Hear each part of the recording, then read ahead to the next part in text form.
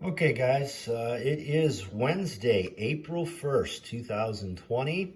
We are in Advanced Math Trig, Mod 7. Once again today, you guys are going to need a nice clean sheet of paper to take a good section of notes. The date again is April 1st, 4/1/20. The title simply says More Linear Trig Equations. And you also need to have out, remember, your unit circle that you did on Monday. Have that out on your desk, on your table, wherever you're doing this, so we can refer to our unit circle and look up some answers again, if need be, at the end of each of these equations. Another pretty easy day. We're continuing the topic of linear trig equations. So if you scan all the problems that we're about to do on our notes, there's only 4 of them. Once again, there's no secant squared or cosine squared or sine cubes of any kind. It's just nice, neat, linear trig equations that should have 2 answers for each problem, okay? All right, here we go.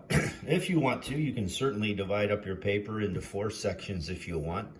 We're just going to do 4 problems right here, or you can just take notes and do these 4 problems and continue where you left off yesterday. That's fine. All you're going to send me at the end again is your 4 homework problems. Take a picture and email it to me, and that'll be your daily grade in terms of accumulating points as you're proving that you're progressing through and learning the material like you're supposed to. All right, just like yesterday, if I looked at problem 1 here, and I told you solve that equation, isn't the goal, once again, to get the word sine of x to be by itself? That's the key. If I'm trying to isolate and get the word sine to be by itself, of course, your first step is minus over your 6. The 6's would cancel. I've got negative 3 sine of x equals, what is that, negative 9. Divide by negative 3, because again, we're trying to get the word to be by itself. The 3's cancel, and I end up with the sine of x equals, and the answer is 3. Now remember, the answer to the equation is not 3. Just like yesterday, we want to figure out how big is angle x right here. Angle x would be, and we've got to look at our unit circle and figure out when does sine equal 3. Now remember, sine is all of the what? Y coordinates around my unit circle. So something really interesting is going to happen here. If you take your unit circle out and take a look at it, and you look at all of the y coordinates around that unit circle and examine every single y coordinate, does it ever have a y coordinate of 3? Well, no, of course it doesn't. Think about it.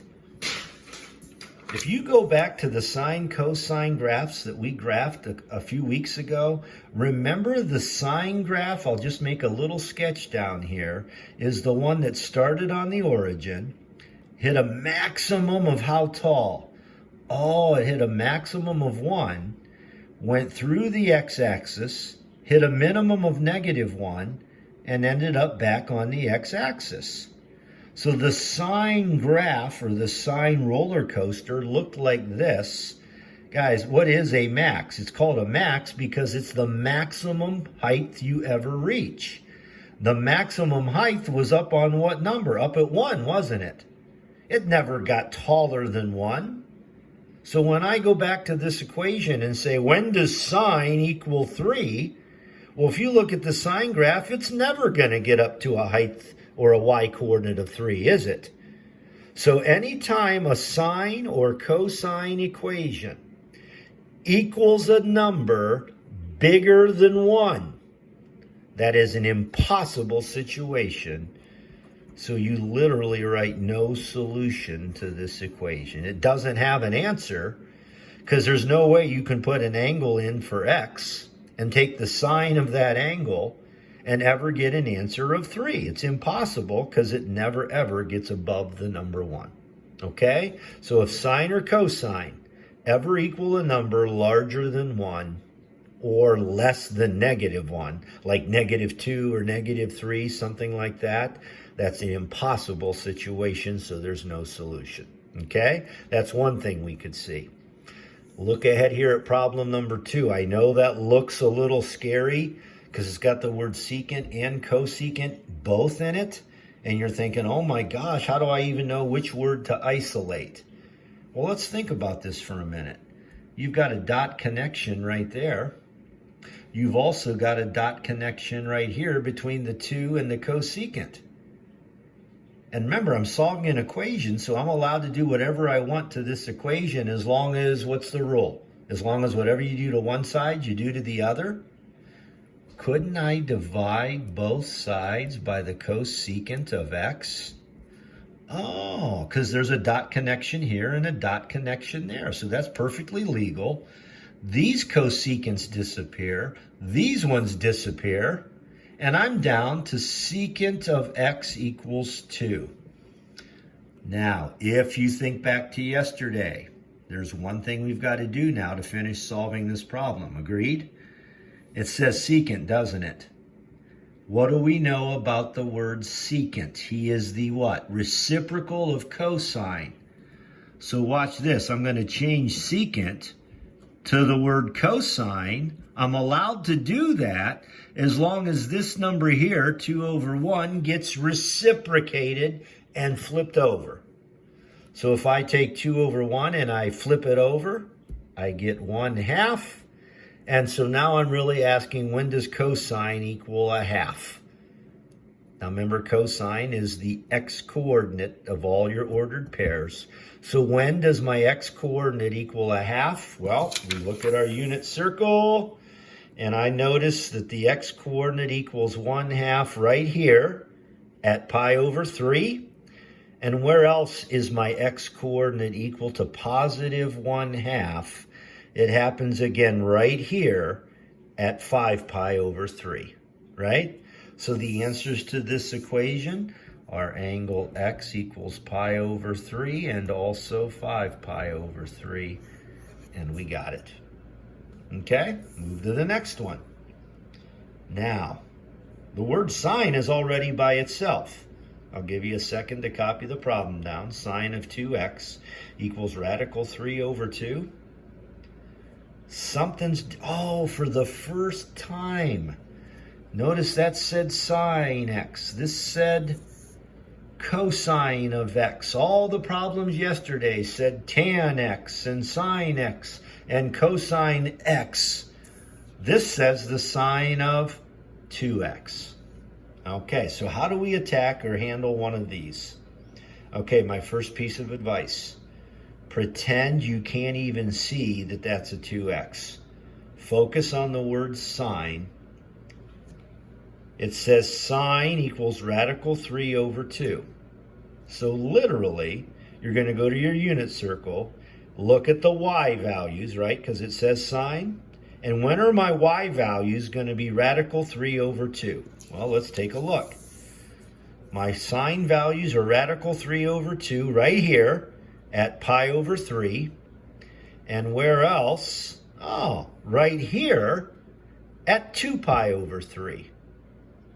So if this would have said just x, I would say angle x equals pi/3, comma 2pi/3, and we would be done. Ah, but it doesn't say x, it says 2x. So guess what you got to do? You got to take that 2x, set it equal to the first answer that we just found, which was pi/3. Then you've got to take that 2x and set it equal to the other answer that we found, which remember was 2pi/3.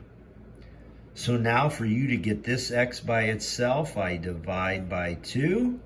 The 2's would cancel, and my answer will be, now careful, I have pi/3, right? And I'm dividing it by 2. 2 is understood to be over 1. When you divide by 2/1, you're really what? Multiplying by his reciprocal of 1/2. So guys, I'm really taking pi/3. Instead of dividing by 2, I'm really multiplying by 1/2. and getting what? Pi over 6. And then my other answer here, when I divide by 2, I end up with, now remember, 2 pi over 3. If you're dividing by 2, again, you're really multiplying by 1/2. So if I put a little times 1/2 next to that, do you agree these 2's would cancel? And I'd end up with pi times 1 all over 3. So my other answer is pi over 3. And those end up being pi over 6 and pi over 3, the two answers to that problem. Okay? And finally, number 4, and we're done already.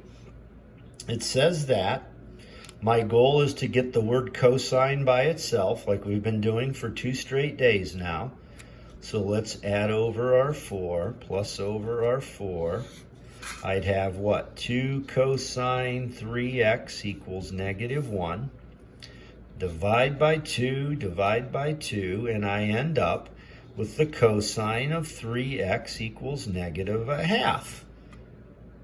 So since it's got the word cosine and it's got -1/2, I'm going to go to my unit circle and find when is my x coordinate going to be -1/2. So pull out your unit circle. When do I have x coordinate of -1/2? Right here at what? 2 pi over 3. And then my other answer is right here at 4 pi over 3. So the answers would be 2 pi over 3 and 4 pi over 3. Everybody agree? So I go back to my problem, and I would love to write the answers of 2 pi over 3 and 4 pi over 3. Ah, but wait a minute. That doesn't say x, it says 3x. So you got to take 3x and set it equal to the first answer, 2 pi over 3. Then you got to take 3x and set it equal to the other answer that we said, which was 4 pi over 3. So to get this x all by itself, I'm dividing by 3. Now we might as well do this. Instead of dividing by 3, I'm really what? Multiplying by 1/3. And I end up with x equals, what's that going to be? 2 pi over 9? Believe it or not, there's one answer. Who would have thunk it? Here, when I divide by 3, again, instead of dividing by 3, I might as well write times 1/3. And my other answer would be x equals, now that's going to be what? 4 pi over 9. And I did it. That's a little twist on linear trig equations. If you see a 2x or a 3x or a 5x or a 1/2 x, there, instead of just an x, you do it just like a normal problem, but remember to split it up and get 2 different answers at the end like I just did, okay? Hopefully that makes sense. Your job tonight is to try these 4 homework problems, okay? I'm gonna put it right here.